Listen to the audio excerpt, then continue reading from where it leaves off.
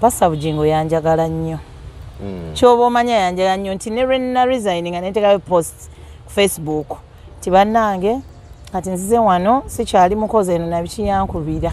Nali nze siina nnamba ye.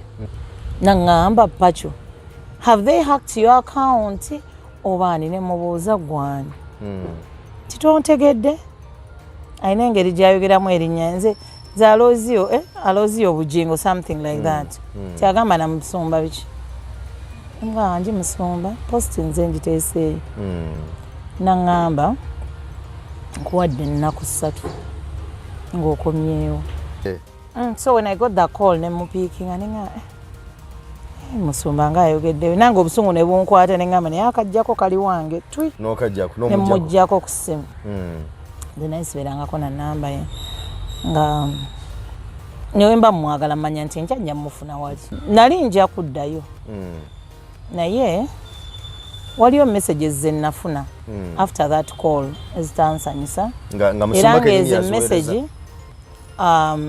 zampeerezebwa mu ssimu ya musumba but I don't think za musumba si yaziwandika along the way awo waliwo ekyabeerawo nze musumba yali anjagala nnyo era nga kimu bibiri Pacho era musumba is my number one listener yali omuwuliza nga asooka kuba yali ayagala nnyo byenkola era ng'olumaliza lanchi awa nayingira mu motoka ye awuliza show nga mbuulira ekigambo ku kigambo buli kye nayogedde yali faani wange nnyo naye we nafuna messages ezo nenyiiga mu mutima Salt yakyankalanamu awo story ya Suzan we yafulumira awo mwe mwabitegeerera naye ng'ate ffe munda twali twabimanya dda so nenkizuula nti Suzan yali ampeerezanga messages ezo cause I don't know naye Suzan yandabanga nga a threat to her all the time. I don't know why watu wabeeranga nnyo meeting nga kimu bibiri musumba nga bannange aba TV mwabakyala lwaki temulabikako nga Pacho wano we don't give you makeup money na biki naye omwana yeefaako akola ABC anyuma okulaba nze Pacho ne bw'aba ali mu kunnimba wali ku TV mbiwuliriza because she looks good, she's you know ne bw'aba nnimba nja kukkiriza nti byayogera bituufu because of the way she looks and the way she presents herself okitegeera ne ku radio bwe mba muwuliriza tegeera ngoba oli awo nga yakajja mu lunch hour nyesede Pacho walidde kamere genda onywe soda nakuwayo ekisodde ng'omukyala ali wali alaba ebyo bye byanyizanga Suzan okitegeera so ndowooza in one way or the other manya mubbi tayagala bamubbi so bayalowooza nti musumba ayinza kubaako kyaŋŋamba kujjukira ebiseera ebyo yali yatandika dde okukuta ne musumba nga ffe tubimanyi kati ebintu ebyo bigenda ofuluma mu mawulire wajjawo ruma egamba nti nze nabiwa Seeguya because Seeguya was my friend nze Seeguya yali apaakinga nawange awo egonde nga we are neighbors naye nga ogendewo oluusi bimutawaanya owa paakinga na biki so nga aleete emotokana in my compound manyiwo awo ku Vine awo kitegeera mabega wa Vine Tea Hotel ewakaliga ewakaliga awasooka we nali nga wa paakinga so Seeguya nga we meet every day almost because ne waba azze okunola emmotoka nga siriwo he would check on me ajewa ne mu nnyumba n'atubuuza bityo kitegeera so there was a rumor ti nze naliikinga story yaabo mu mpapula twabagenda okizuula luvannyuma ono nakyala yali ayagala nnyo amawulire bamanye mbu naye kati mukyala musumba yali ayagala nnyo bakimanye yes yasasula n'okusasula bayira bamukole bateeke batandika okubaaga amawulire naye nga ate nze oyo mwala yanfayitinga nnyo nze simanyi oba lwaki nga manyi okuteerayo music n'abuuka nga manyi n'oluyimba terugenda kuba ne lubuuka nga bw'omanyi playlist bwekolebwa geza okuba olulala naye nga tulina option apart from maybe gamba luno luganye lubadde lwa Kamiri kangenezeeyo Kamiri omulala nkole ki ndukube olaba nze nga music manager Pacho does not respect me uno music namuteeredde atese bino kitegeera so nze natuuka ekiseera nga sikyakayana naye music wagiranga mumuleka dead air ngebeera wakiri bampita explain about the dead air bagaye music teyakoze eki limba lwaganye lwaki wakubye nti wenkuba olulala ate oba mukama wange ajja nanshoutingirako biki kuba ayagala okulaga authority nti ye music manager ne mugamba uniform ze nnina ziri 2 nazigula with my money So I have a right to either bring them back oba zikozesa ng'ebisiimuula bwe nti bwe namugamba. Era mu butuufu nazikozesa nga bisiimuula olw'obusungu.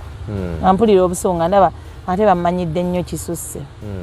Naye oluvannyuma nnyo nina gwe natuula naye n'aŋŋamba okimanyi ti Suzan yali akuweerezanga message ezo. Oluvannyuma ennyo ne nkitegeera kubanga eri enjogera nga si ya Bwakatonda eri teriimu bulokole namu yadde.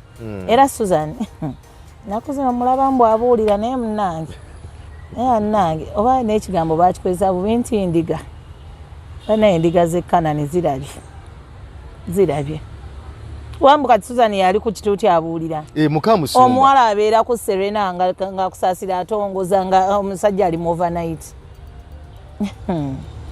Aha Uganda erabye kati we namanya nti bino byonna bibaddewo biki kati officially buli omu akimanyi kati tho ffe eri twakimanya like 1.5 years nga tebinategereka mu mawulire naye byagenda public naye kati pakyo sikyalina nakyakukola wano kubanga already wano nze ne Suzan tetukwatagana.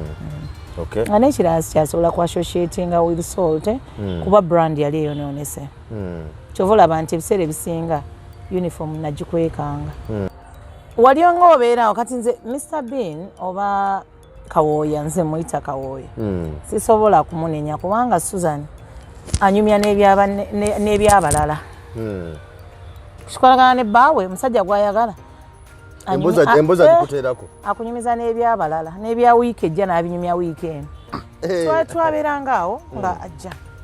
Nga tuli awo tutuddemu ffekka ye n'afa obutuka eri mugondi banaye nkubulire bannange babuulire anamanyi ku ddagala ly'amazzi bikirizibwa mu Shee. Shee abantu bakulu. Bannange nina omusajja Munyarwanda ayagala amazzi mumbuulire bannange mukikola pakyo baŋŋamba ate mwabateeso mulina mangi nnyo mukikola mutya naye nga tetunnamanya musajja Munyarwanda ki gwayogerako oba kitegeera nti oli anyumya nakola najja ne ssente kati leero najja ne ssente banaye mbabuulire jo nawadde ku Munyarwanda wange naye kyata banaye anti sumujjaganya ebyokwewaana na biki so ye munyumya ate bambi ekibi titamanyi nti waliyo ebintu ebimu byokwekako kubanga Suzan is an extent nti anyumya n'ebiri mu kisenge kye bye binnuma ffe tulina ekiseera we twatuukira nga ku ofiisi mukama waffe takyasalawo Omukulu Bujingo nga Suzan waba yasazeewo kibwe kigenda obeera era nga ajja nayo ABCD n'amutunuulirako bw'ati era nga amutunuulira bw'ati buli lwabeera ayogera information ndowooza mugamba gezo oyogera ebitali ku kkobe. Suzan aba alina restaurant gye barunninga opposite ne Canaan. Suzan n'asooka awo atwalamu kotenda ey'okufumbira bammanagers. Bw'afumba era saa zigenda obeera musanvu nga dishes zazze edda nga 20. Bwe yakozesa gundi eyo. Opportunity y'okusavinga abakulu. Exactly. So that is what according to omuntu gwe bwe batambulanga naye nga bagenda eyo.